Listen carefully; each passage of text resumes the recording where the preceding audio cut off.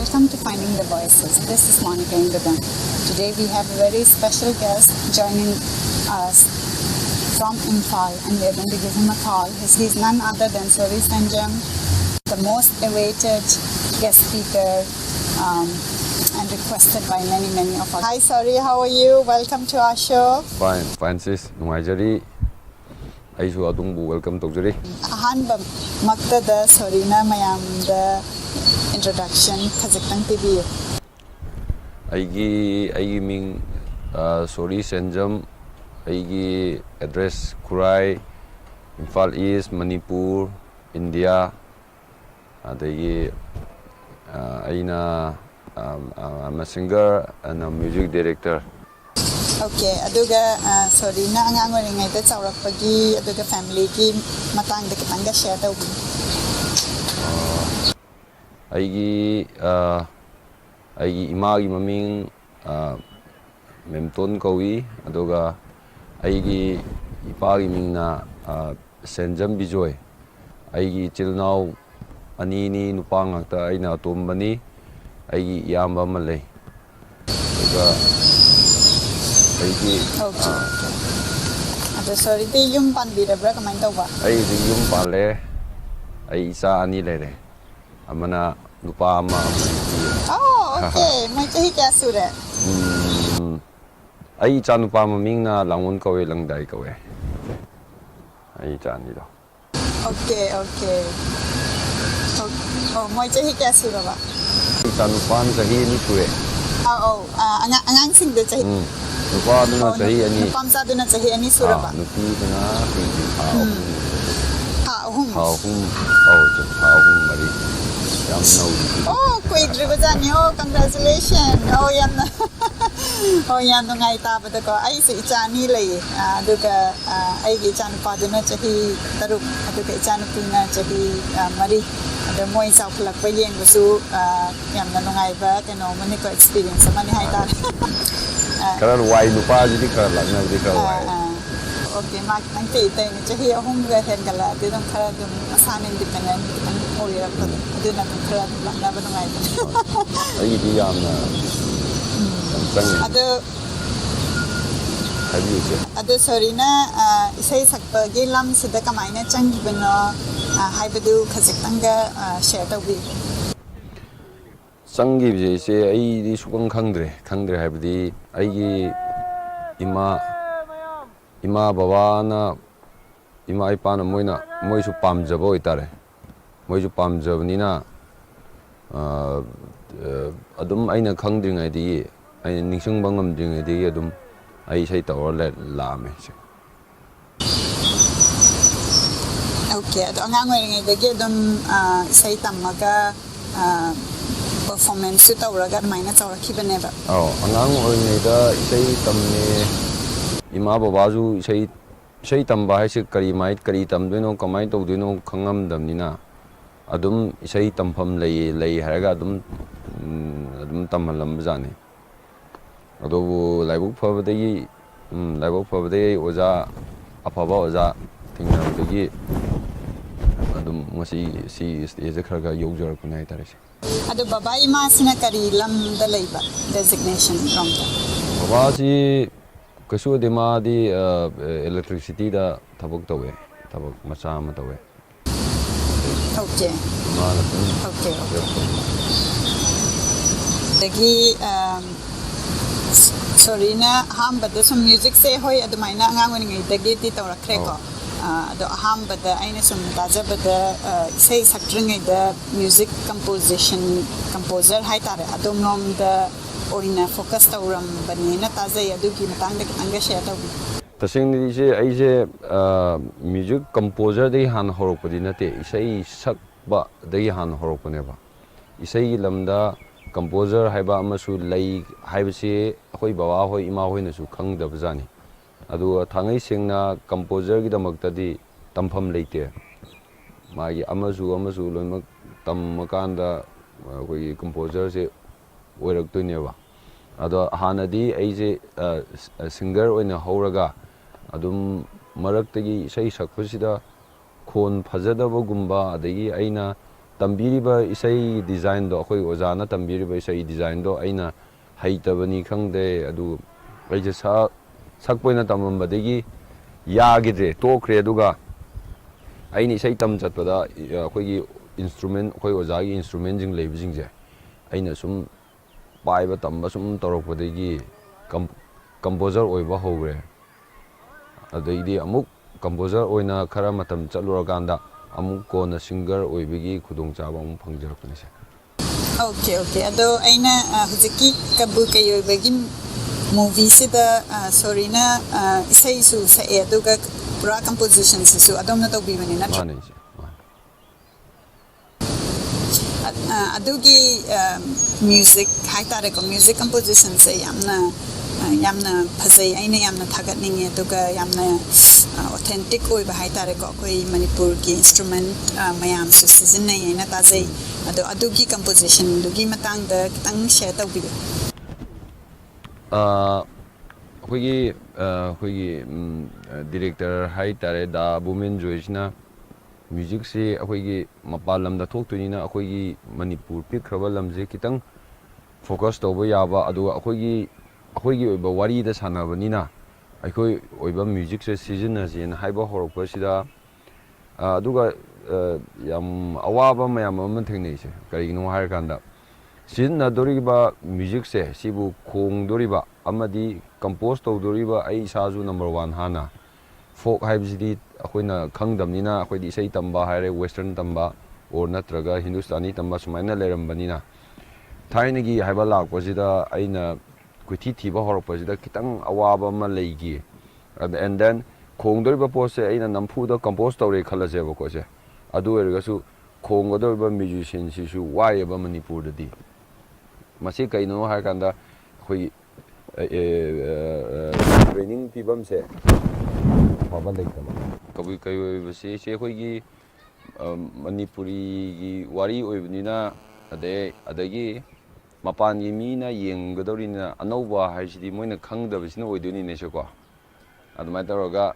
ꯁꯤꯖꯤꯟꯅꯕꯁꯨ ꯌꯥꯅꯤ ꯑꯩꯈꯣꯏꯒꯤ ꯅꯦꯁꯁꯨ ꯑꯣꯏꯕ plus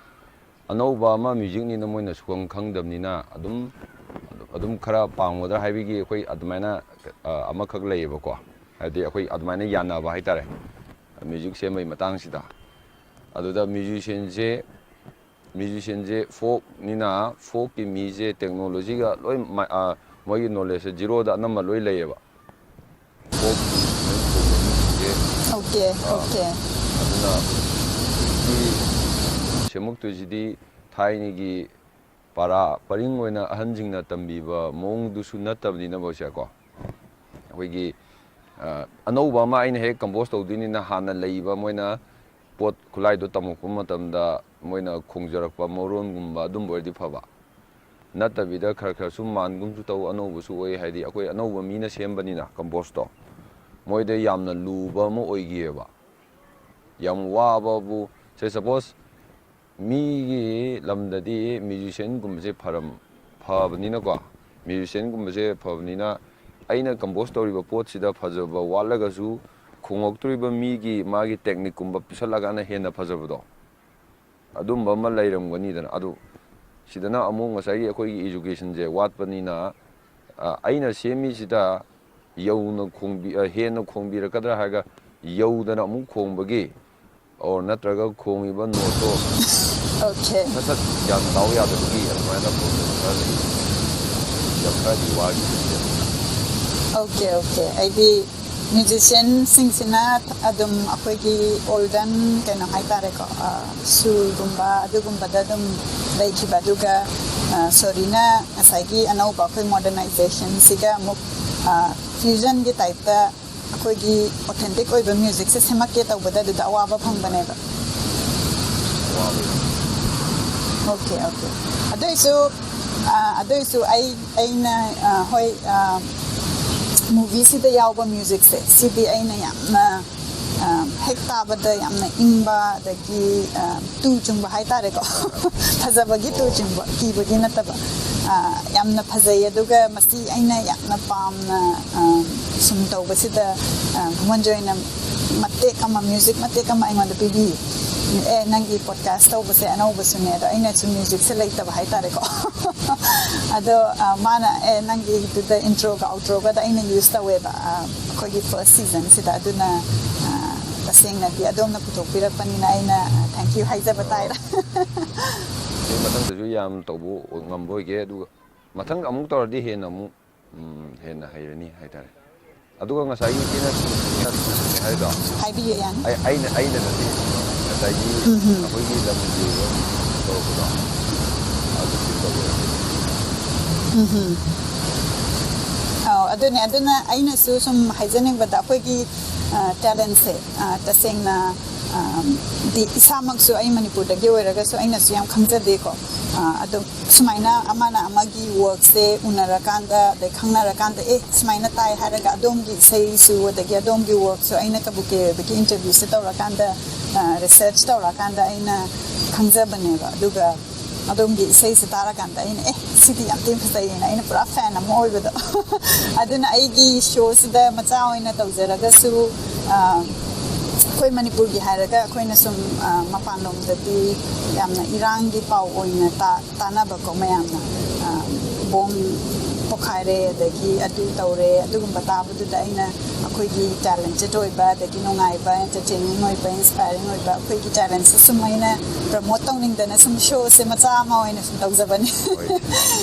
aduna akoi gi show se da SCE talent se lai haraga di at least you know if not many people koi gi tabiri ba mayamna amana ama sum introduce tawrakanda koi gi talent se world gi all over corner khuding mak ta chatna na bai na ina ai gi kano hai tar mang hai gi tar ai gi vision ne ba aina sum sorry gi wari se taza bakanda adom na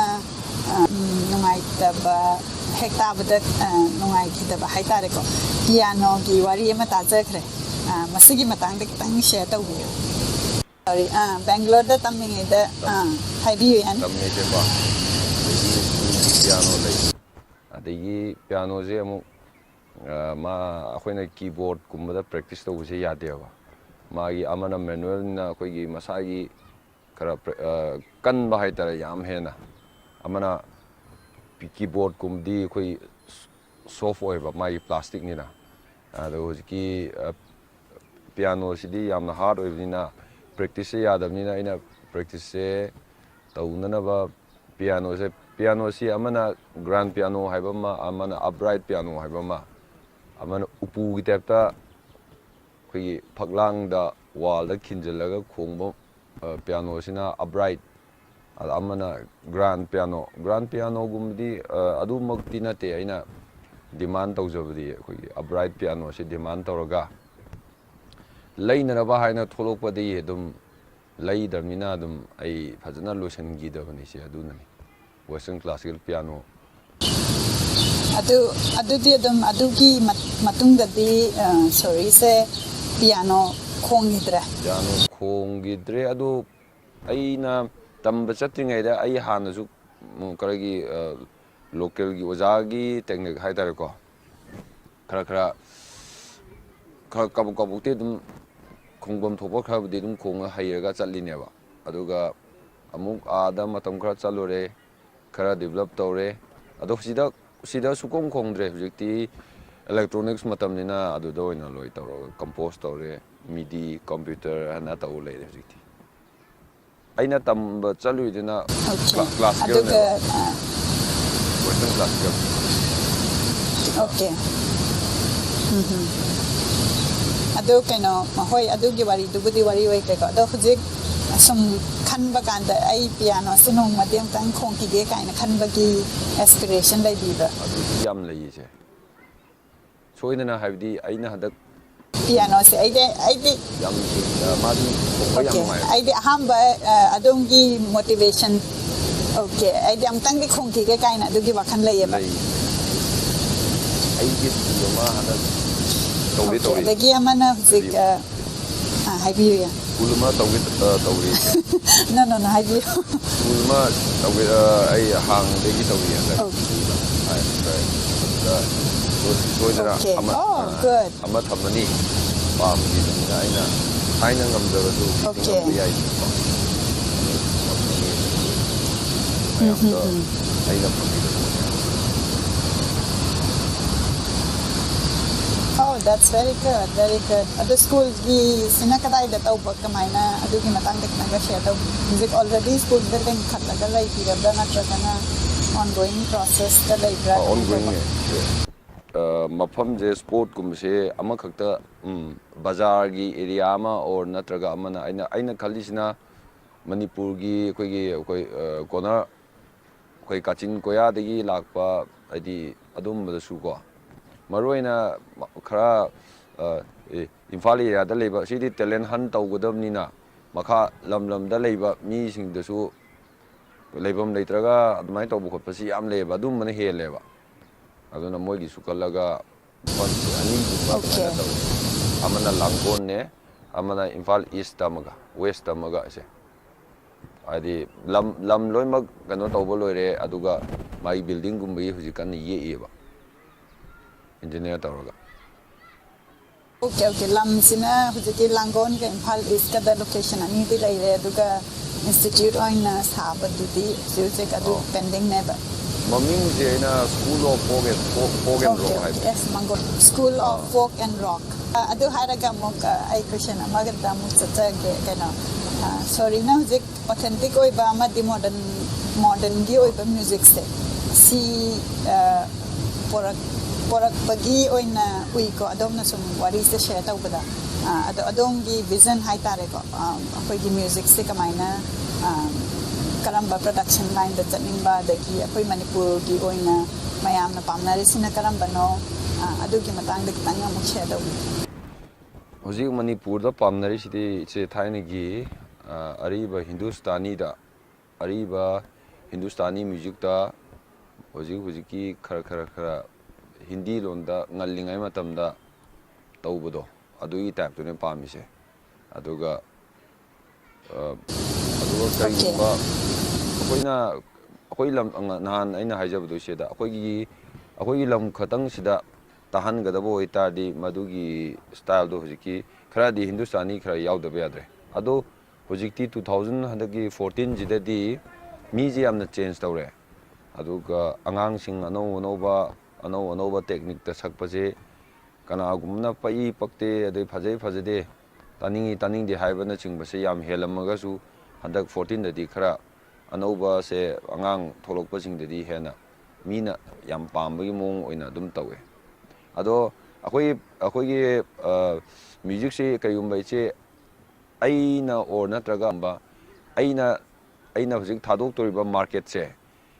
akoi state kira national la international la haibsi yenga kanda akoi music se makal je sem doini se adagi amana adi amana adumamta daga leite kemte yengoi aigi creative to mi taningu to aina mina suksem da mina suktau tawna da music makal je thira kanda ne bje tarok to se sina amu kano thidaw yare adi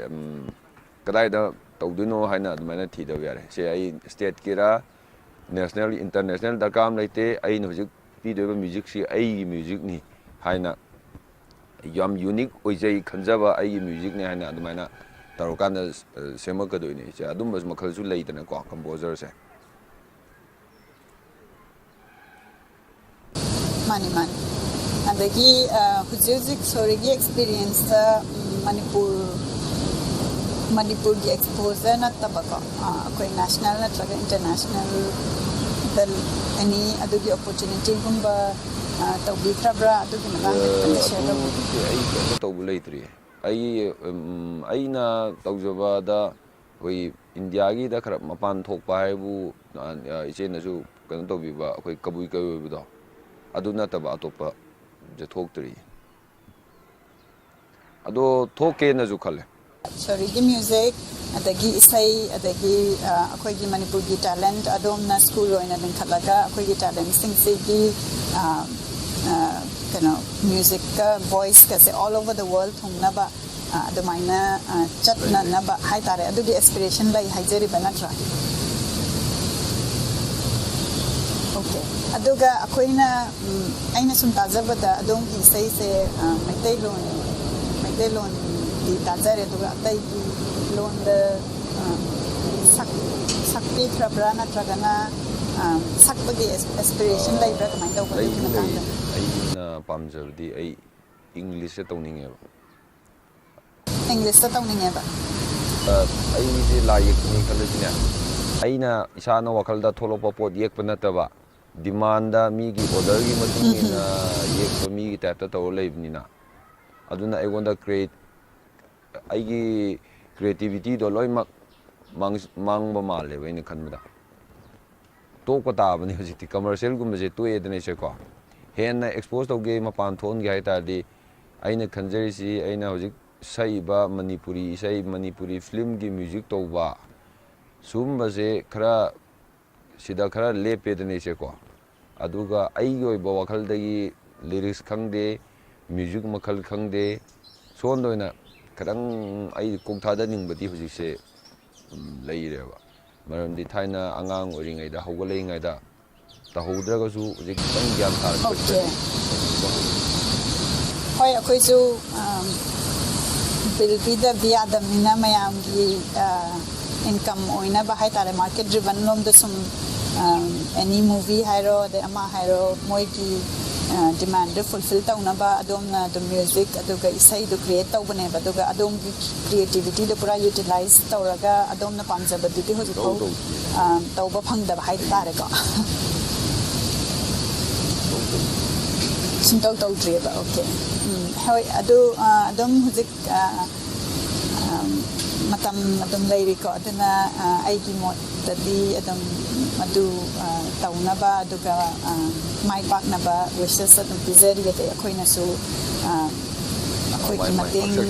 any ngam ba hai tare ko akoi ki side da ki adamaina work taw minara kanda nase adagi amana aina sum yengjabada akoi ki Manipur the live performance sigi matang da kitang share taw video etin no nengba incident rumba de adom experience da akoi live performance Manipur di lekai dagi daitana tam akoi lampak taga tam taw performance sigi experience natragana auditorium do ro ini taw bada adu experience matang da kitang share taw tawri bi isai hojikti sound ji chaudi chokhle aduga yam toina tawmalle Manipur di aduga hongba hele taning da ba hele haidi lekai amada harijine lekai amado hol lekai amado pura tanaraga moina matin tawde japudi adugi amount na ko fajana chauna haidi angako phangna stage su yengda fajaba sound fajaba light fajaba mayam do pulap punjalaga penna yenge na khandara machin mai gi candle amam thalaga mangal amam phangaga adum leinabdo se ko adumaina tawnabi isai ne hojiki ji ado isai sakpa ji miwa yam tai masi aibdi aina security leitaba hai tare se isai sakpam amada aigi security kaimta yaudana mafam du chattoine ba haidi mafam du da nungdang wairam haibasi ba ngopuna adagi kun amagi gunda lekai amagi gunda loi tholoktana afau basaba adai achumba chattaba mi mem se pulap pulling ai timing du da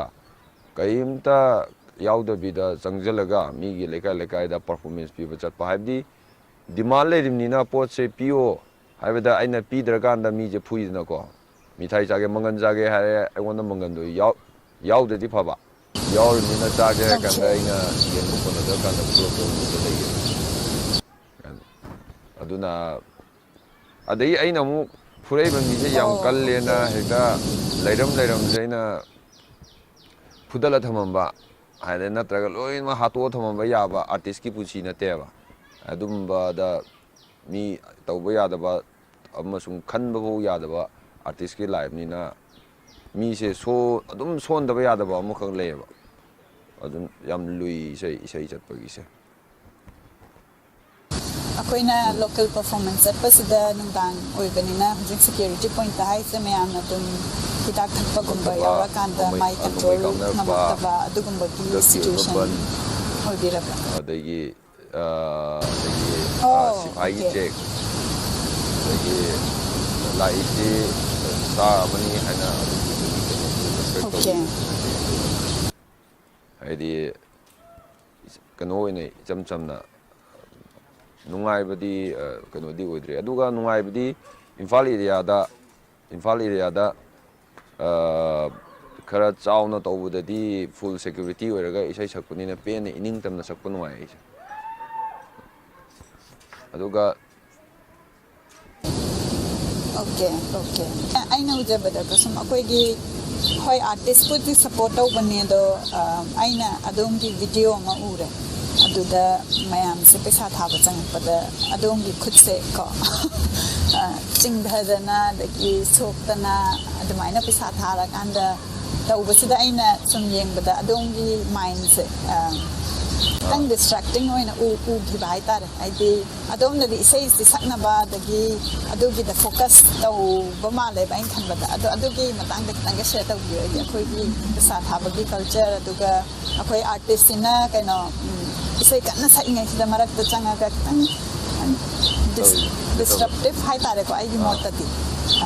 concentrate तौरिङै द तौद अदुगी मतंग द तंग share आइ वखलदा मोइना अखोइदा disturb तोइजे point ani hana hajagise ahamba point da aina saiba aigi lyrics aigi lyrics da puraiba aigi music amade aigi expression do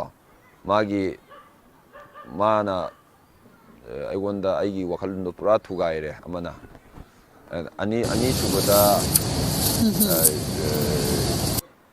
aina isai ama sakpada aina leigadaba kanna laurakpada leigadaba body gi figure ado position gumdo hoigi kanna chingakpada na man paisa sumai pirakpanina aina mana lamdhaba gumba sida position chadaba masi prithvi gi mafam atai atopada torombadi ai adubo yam tang ni toromda male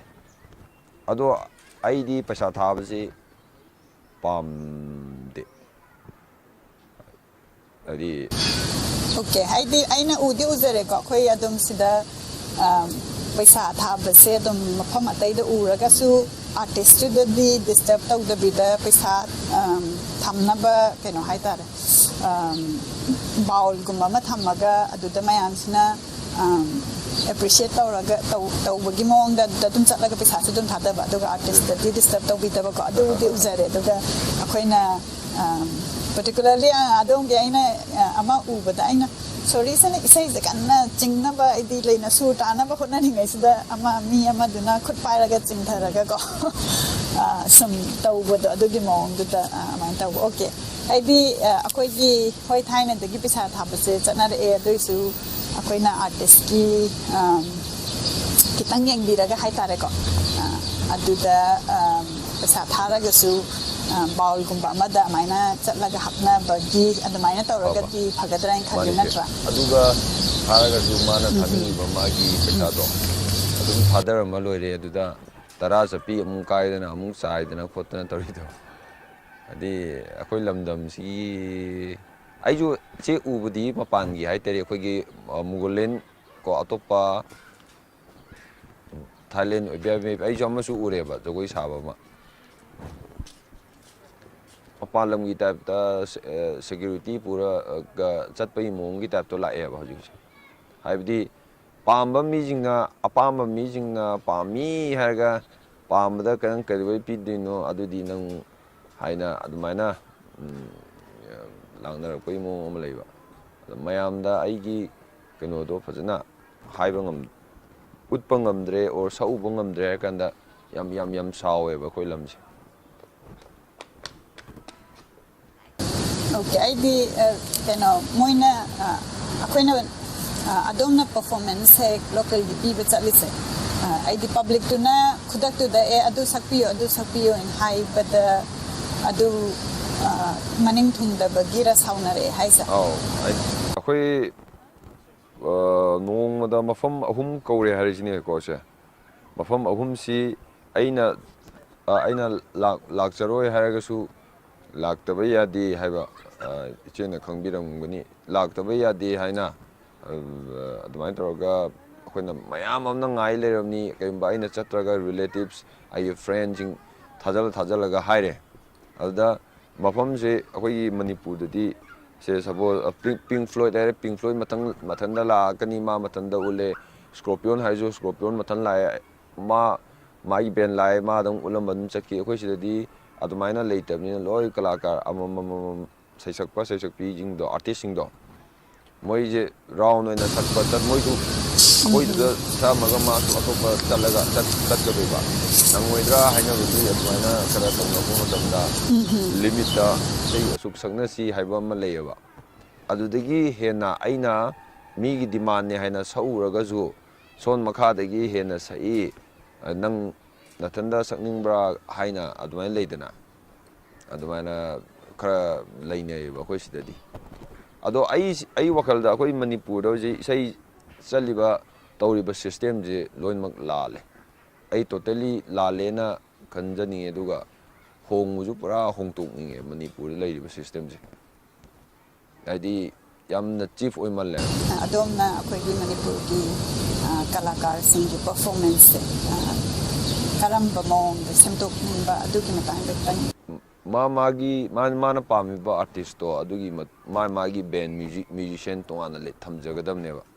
ꯍꯥꯏꯕꯗꯤ ꯑꯩꯈꯣꯏ ꯁꯤꯗ ꯂꯩꯔꯤꯁꯤꯗꯤ ꯃꯅꯤꯄꯨꯔꯗ musician group ꯀꯌꯥ ꯂꯩ 5 ꯂꯩ or 7 ꯂꯩ 10 ꯂꯩ ꯍꯥꯏꯕꯅ ꯂꯩꯕꯁꯤꯗ ꯃꯣꯏꯒꯤ ꯃ꯭ꯌꯨꯖꯤꯛꯁꯤꯗ ꯑꯩꯈꯣꯏꯒꯤ ꯁꯨꯅꯠ ꯅꯠꯇꯕꯤꯗ ꯃꯣꯏꯒꯤ ꯃ꯭ꯌꯨꯖꯤꯛꯁꯤꯗ ꯑꯩ ꯏꯁꯩꯗꯣ ꯃꯣꯏ ꯍꯩꯈ꯭ꯔꯕꯅꯤ ꯑꯩ ꯁꯛꯄ ꯆꯠꯀꯦ ꯑꯗꯨꯅ ꯑꯗꯨꯃꯥꯏꯅ ꯆꯠꯄꯩ ꯋꯥꯅꯦꯕ ꯑꯗꯨꯗ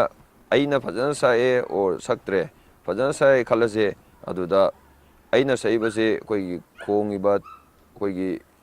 ꯊꯤꯜꯂꯤꯕ ꯀꯥꯡꯕꯨꯁꯤꯡꯁꯤꯅ ꯃꯣꯏꯅ ꯁꯨꯛꯈꯪ ꯈꯪꯗꯕ ꯏꯁꯩ ꯑꯃꯗꯁꯨ ꯃꯣꯏꯗꯤ ꯍꯦꯛꯇ ꯊꯤꯟꯒꯦ ꯍꯥꯏꯅ ꯇ꯭ꯔꯥꯏꯌꯦꯜꯁꯦ ꯍꯦꯛꯇ ꯂꯩꯌꯦꯕ ꯑꯗꯨꯅ ꯑꯩꯅ ꯄꯥꯝꯖꯕꯅ ꯁꯦ ꯇꯞꯇꯥꯁꯤ ꯌꯥꯅꯤꯡꯉꯦ ꯑꯩꯅ ꯍꯥꯏꯕꯗꯤ ꯃꯥꯒꯤ ꯃꯁꯥ ꯃꯊꯟꯗꯒꯤ ꯃꯥꯒꯤ ꯕꯦꯟ ꯑꯣꯏꯅ ꯂꯩꯔꯤꯁꯦ ꯆꯍꯤ ꯑꯃꯗ ꯏꯁꯩ 5 ꯆꯠꯀꯦꯔꯥ 6 ꯆꯠꯀꯦꯔꯥ 10 ꯆꯠꯀꯦꯔꯥ ꯃꯥꯅ ꯄꯥꯝꯖꯕ ꯃꯐꯝ ꯃꯥꯅ ꯄꯥꯝꯖꯕ ꯃꯥꯒꯤ ꯐꯤꯛꯁ ꯑꯣꯏꯕ ꯄ꯭ꯔꯥꯏꯁ ꯀꯣ ꯑꯗꯨꯃꯥꯏꯅ ꯃꯥꯁꯦ ꯂꯣꯏꯅꯃꯛ ꯅꯤꯌꯣꯝ ꯑꯃꯗ ꯆꯨꯝꯅ ꯊꯝꯃꯦꯕ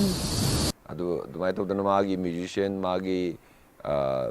ꯃꯥꯅ ꯁꯛꯑꯒ ꯃꯥꯒꯤ ꯃꯈꯥꯗ ꯃꯥꯒꯤ ꯁꯤꯡꯒꯔ ꯑꯃꯅꯤ ꯑꯗꯨꯃꯥꯏꯅ ꯂꯩꯗꯅ ꯃꯥꯒꯤ ꯁꯤꯁꯇꯦꯝꯁꯦ ꯂꯣꯏ ꯑꯉꯥꯎꯕ ꯇꯥꯍꯜꯂꯦꯕ ꯃꯌꯥꯝꯅ ꯑꯗꯣ ꯃꯥꯒꯤ ꯁꯤꯁꯇꯦꯝꯁꯦ ꯐꯩ ꯑꯅ ꯈꯜꯂꯦ ꯇꯞꯇꯥꯒꯤ ꯁꯤꯁꯇꯦꯝꯁꯦ ꯏꯁꯩꯁꯦ ꯁꯣꯔꯤꯅ ꯁꯛꯈꯤꯕꯁꯦ ꯀꯌꯥꯃꯨꯛ ꯑꯣꯏꯔꯝꯒꯅꯤ ꯃꯁꯤꯡ ꯑꯣꯏꯅ ꯑꯦꯄ꯭ꯔꯣꯛꯁꯤꯃꯦꯠ ꯍꯥꯏꯕꯗ ꯌꯥꯝꯗꯤ ꯑꯩꯅ ꯁꯔꯆ ꯇꯧꯖꯕꯗ ꯌꯥꯝꯗꯤ ꯑꯗꯨꯝ ꯊꯦꯡꯅꯖꯔꯦ ꯑꯗꯣ ꯑꯦꯄ꯭ꯔꯣꯛꯁꯤꯃꯦꯠꯂꯤ ꯀꯌꯥꯃꯨꯛ ꯁꯛꯄꯁꯦ 43-4 ꯑꯗꯨꯃꯥꯏꯅ ꯁꯨꯔꯝꯒꯗꯧ ꯃꯥꯜꯂꯦ ꯁꯛꯄꯁꯦ ꯁꯛꯄꯒꯤꯗ ꯑꯗꯨꯗ ꯃꯁꯤꯒꯤ ꯃꯅꯨꯡꯗ ꯍꯣꯏ ꯏꯁꯩ ꯂꯣꯏꯅꯃꯛꯇꯤ ꯁ꯭ꯄꯦꯁꯦꯜ ꯑꯣꯏꯔꯝꯒꯅꯤꯀꯣ ꯑꯗꯣ ꯑꯗꯣꯝꯅ ꯁꯨꯝ ꯌꯥꯝꯅ ꯐꯦꯚꯔꯦꯠ ꯍꯥꯏꯇꯥꯔꯦꯀꯣ ꯌꯥꯝ ꯅꯨꯡꯉꯥꯏꯅ ꯁꯛꯈꯤꯕꯒꯤ ꯑꯦꯛꯁꯄꯤꯔꯤꯌꯦꯟꯁꯇ ꯀꯔꯝꯕ ꯏꯁꯩ ꯈꯟꯒꯠꯅꯤꯡꯉꯤ ꯑꯩ ꯏꯆꯦ ꯀꯩꯅꯣꯝ ꯍꯥꯏꯖꯧꯔꯥ ꯑꯩꯅ ꯁꯣꯐꯥꯔ ꯉꯁꯤꯐꯥꯎ ꯇꯧꯔꯛꯏꯁꯦ ꯑꯩꯒꯤꯁꯦ ꯑꯩ ꯉꯁꯥꯏ ꯍꯥꯏꯕ ꯑꯩ ꯄꯦꯟꯕ ꯑꯃ ꯂꯩꯇ꯭ꯔꯦꯕ ꯆꯍꯤ ꯑꯃ ꯑꯣꯀꯦ ꯑꯩꯗꯤ ꯍꯧꯖꯤꯛꯐꯥꯎ ꯅꯪꯒꯤ ꯏꯀꯥꯏꯖꯕꯗꯣ ꯕꯦꯁꯁꯦ ꯊꯣꯛꯂꯛꯇ ꯋꯥꯠꯂꯤꯕ